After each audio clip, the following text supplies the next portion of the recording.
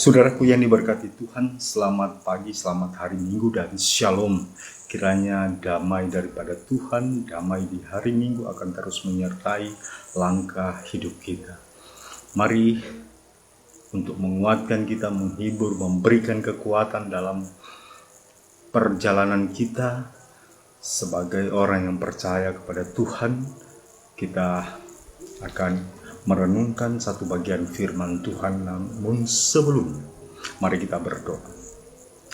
Ya Allah Bapa yang di surga, Allah yang kami kenal, yang menyatakan diri dalam Yesus Kristus Tuhan dan Juru Selamat kami. Di hari Minggu yang kudus ini Bapa, kami akan belajar sebagian dari firman-Mu untuk memperlengkapi hidup kami, menuntun kami, membuat kami kuat menghadapi hari-hari kami yang penuh dengan pergumulan. Tanpa firman-Mu, hidup kami menjadi sia-sia. Bapa, bukalah hati pikiran kami, dan Allah Roh Kudus menolong kami, dan memberikan keberanian bagi kami untuk melakukan firman-Mu. Di dalam nama Tuhan Yesus, firman yang hidup, kami berdoa. Amin. Saudara, di hari yang Minggu yang kudus ini kita akan belajar satu bagian Alkitab yang merupakan pembacaan secara bersama di dalam lingkup Gereja Protestan Indonesia Donggala atau GPID, yang terambil dalam Injil Yohanes pasal 10 ayat 1 hingga ayatnya yang ke-10. Tetapi saya hanya membaca bagian ayat 10, bagian yang terakhir, yang berkata, "Aku datang supaya mereka mempunyai hidup dan mempunyainya dalam segala kelimpahan." Amin. Dan kiranya saudara dapat membaca secara lengkap dari ayat 1 hingga ayatnya yang ke-10. Saudaraku yang diberkati Tuhan, di hari Minggu yang ketiga, Minggu Paskah ini, kembali saya mengucapkan selamat Paskah. Kristus telah bangkit. Kekuatan Paskah membangkitkan kita sekalian dari kekhawatiran, kecemasan, pergumulan, keterpurukan, bahkan ketakutan. Allah, perisai Abraham, mengangkat semua itu dari hidup kita. Seperti ketika Ia membangkitkan Kristus dari antara orang mati, mengalahkan maut, Ia memberikan jalan baru bagi kita sekalian. Kita yang merasa tidak mampu menghadapi tekanan hidup, merasa tidak ada jalan keluar dari problema hidup, merasa sendirian menghadapi pergumulan ini. Berita Paskah memberikan harapan dan semangat yang baru untuk melangkah menyusuri hari esok, hari ini bersama Tuhan yang menuntun kita. Seperti ketika Ia menuntun Israel dalam perjalanan di padang gurun dengan tiang api di malam hari dan tiang awan di siang hari. Saudaraku, kita tahu yang menimpa bangsa kita, bahkan seluruh dunia, yaitu virus corona. Begitu banyak korban telah berjatuhan. Dan sebagai anak cucu Adam di dunia ini, yang merupakan rumah besar kita bersama, mari kita bersatu padu menghadapi virus tersebut, memutus rantai penyebaran virus tersebut dengan berada di rumah masing-masing, dengan mengikuti setiap himbauan dan peringatan pemerintah, dan juga selalu berdoa agar virus tersebut segera berakhir. Untuk sementara waktu, kita tidak bisa beribadah bersama di gedung gereja atau berkumpul bersama, dan kita merindukan momen seperti itu. Tetapi mungkin ada yang berpikir bahwa harusnya orang Kristen beribadah dalam gereja, atau menutup gereja sebagai tanda kurang beriman, atau malah tidak beriman, atau mengatakan bahwa yang beriman tidak akan kena virus corona. Apakah dengan beriman membuat kita kebal dengan penderitaan dan kesukaran? Di tengah keraguan kita, saudara, mari kita kembali melihat kisah-kisah dalam Alkitab dan membangkitkan ingatan kita dalam perjalanan gereja atau sejarah gereja. Saudara yang dikasihi Tuhan, mari kita melihat. Pertama, para malaikat datang kepada Yusuf dan menyuruhnya lari ke Mesir. Matius 2 ayat 13-15. Mengapa Yusuf tidak katakan kepada malaikat bahwa Yesus kan anak Allah? Dia pasti terhindar dari rencana pembunuhan. Dia telah dinubuatkan untuk menyelamatkan dunia ini. Mengapa Yusuf tidak katakan kepada malaikat demikian? Tetapi yang terjadi, Yusuf langsung mengambil bayi Yesus beserta Maria dan lari ke Mesir. Dan terjadi pembantaian di Bethlehem. Kemudian, ketika Yesus mengetahui bahwa orang-orang Farisi bersekongkol untuk membunuhnya, Yesus menyingkir dari tempat itu, yaitu dari sana di mana dia berada, dalam Matius 12 ayat 14 hingga 15a.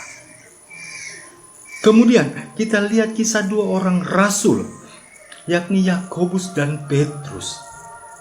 Ketika mulai terjadi penganiayaan terhadap murid Yesus, apa yang terjadi dengan mereka? Yakobus dibunuh dengan pedang, sedangkan Petrus ditangkap dan dimasukkan dalam penjara. Tetapi pada malam hari, malaikat Tuhan datang dan menyelamatkan Petrus. Kenapa kontras dengan yang terjadi pada Yakobus? Apakah Yakobus imannya kurang? Apakah Petrus lebih bernilai dari Yakobus? Kemudian saudara, bagaimana dengan Habil dalam perjanjian lama? Bukankah ia orang saleh? Hanya persembahannya yang diterima Tuhan. Tetapi kenapa Tuhan biarkan ia dibunuh Kain yang jahat? Kenapa Tuhan tidak menolongnya? Lalu bagaimana dengan air hidup para rasul? Petrus mati dengan cara disalib terbalik pada zaman Kaisar Nero. Thomas mati dilembing atau ditombak di India. Ia dikuburkan oleh murid-muridnya di dekat Madras, di atas sebuah bukit yang dikenal dengan Bukit Rasul Thomas. Dan yang pasti gereja Martoma berdiri di India. Dan mereka memperingati setiap tanggal 1 Juli. Yudas Tadeus mati syahid di Persia tahun 94 Masehi. Filipus mati syahid di Hierapolis tahun 54. Bartolomeus atau Nathanael mati syahid dengan dikuliti hidup-hidup di Armenia. Matius ditombak di Ethiopia. Andreas tersalib miring pada balok atau batang pohon yang berbentuk X. Terjadi di Patria, Akaya, tanah Greka, itu daerah Rusia. Hingga sekarang ada yang menyebut salib miring sebagai salib Rasul Andreas atau Crux de Cusata. Simon orang Selot menjadi syahid pada tahun 107. Penyalibannya terjadi di masa kekuasaan orang-orang Troya. Matias mati syahid di Ethiopia. Paulus dipenggal kepalanya di Roma di masa Kaisar Nero. Rasul Yohanes dibuang ke Pulau Patmos, Pulau Gersang, tandus, dan mendapat penglihatan untuk menulis kitab Wahyu sekitar tahun 81 hingga 96. Menjadi pertanyaan, mengapa Tuhan membiarkan semua itu terjadi? Kenapa Tuhan berdiam diri? Jangan-jangan Tuhan sudah tidak peduli terhadap umatnya. Atau Tuhan capek melihat keadaan dunia yang semraut sehingga membiarkannya. Atau Tuhan sudah tua dan malas ngurusi umat. Atau jangan-jangan Tuhan hanyalah proyeksi pikiran manusia, seperti yang dikumandangkan para ateis. Atau jangan-jangan pula kekristenan hanya sebuah imajinasi para murid yang frustasi karena pimpinan mereka yang dibanggakan, yakni Yesus, tersalib dengan cara terkutuk. Atau menurut orang yang tidak percaya Yesus bahwa ketuhanan Yesus ditentukan pada tahun 325 dalam sidang atau konsili di Nisea. Saudara, Tuhan tidak berdiam diri, apalagi tidak peduli kepada umatnya. Tuhan ada.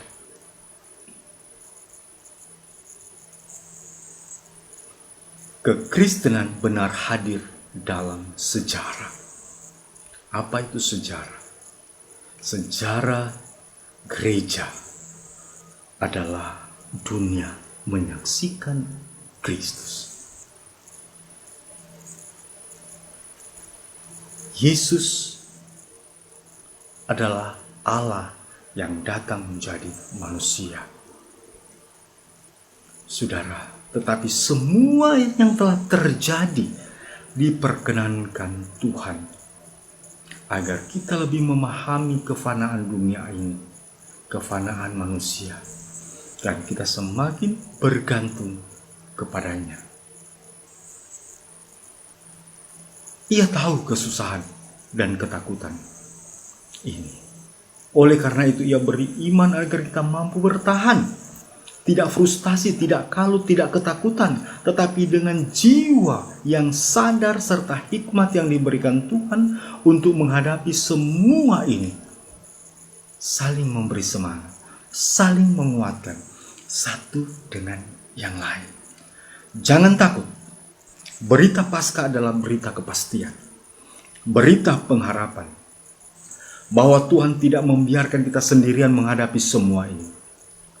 Firman Tuhan berkata dalam 1 Korintus 10 ayat 13, pencobaan-pencobaan yang kamu alami ialah pencobaan-pencobaan biasa, yang tidak melebihi kekuatan manusia.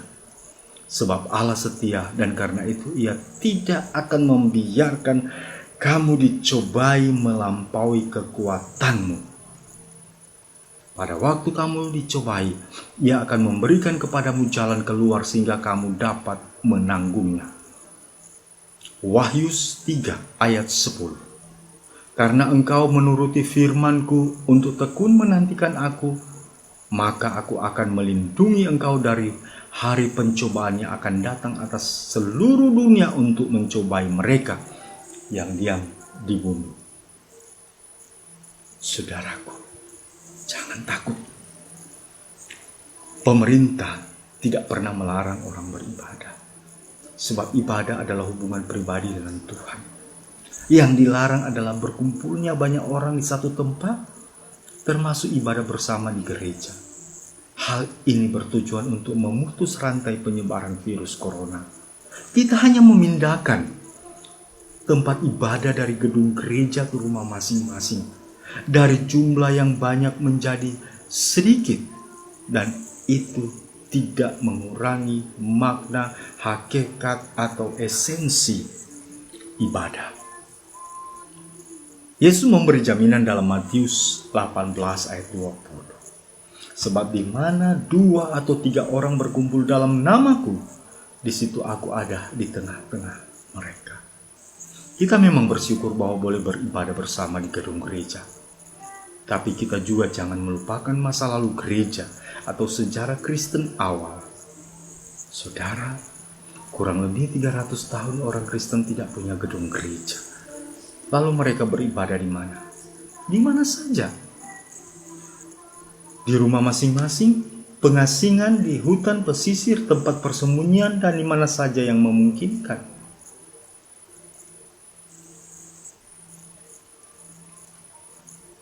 Awalnya mereka beribadah di Yerusalem, itu di Bait Allah.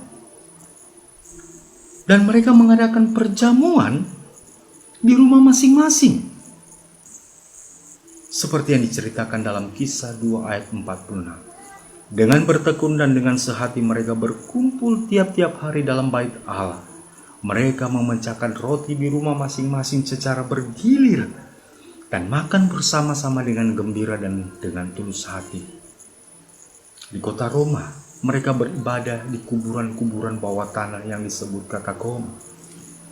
Hingga Kaisar Konstantin membolehkan Kristen sebagai agama yang diakui dan dihormati di tahun 313. Bahkan tahun 380 agama Kristen ditetapkan sebagai agama negara. Mengapa kata Kristen lahir di Antioquia, bukan di Yerusalem?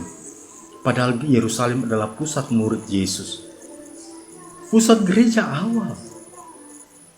Ya, itu terjadi karena penghambatan dan penganiayaan. Maka mereka harus bergerak dan menyingkir. Ingat kisah Stefanus. Saudaraku, mari kita bangkit. Paskah adalah kekuatan kita. Dan orang beriman adalah orang yang memiliki logika dan akal sehat. Saudara, jika kita memiliki berkat lebih, bagilah dengan orang lain, khususnya mereka yang terdampak virus corona ini, mereka yang kehilangan pekerjaan, usaha yang ditutup, bantulah mereka.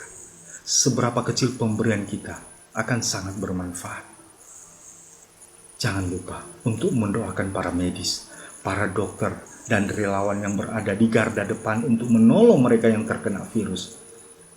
Mereka pun sudah ada yang menjadi korban demi menyelamatkan orang lain.